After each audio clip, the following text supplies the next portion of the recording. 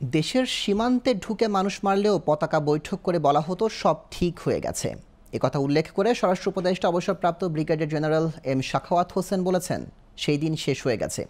বৈষম্য বিরোধী ছাত্র আন্দোলনের কর্মসূচিকে কেন্দ্র করে আহত বিজিবি সদস্যদের দেখতে দুপুরে পিলখানায় বিজিবি হাসপাতালে যান স্বরাষ্ট্র উপদেষ্টা।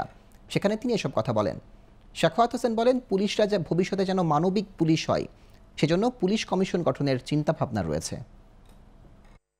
বর্ডারে আমাদের লোক মারে, বিজিবি ফ্ল্যাগ মিটিং করতে বাধ্য হয়, আমাদের বর্ডারের মধ্যে ঢুকে মারে, আর আমরা বলি ওটা ফ্ল্যাগ মিটিং করছে, সব ঠিক হয়ে গেছে, বা আমি জানি না, দ্যাট ডেজ আর ওভার।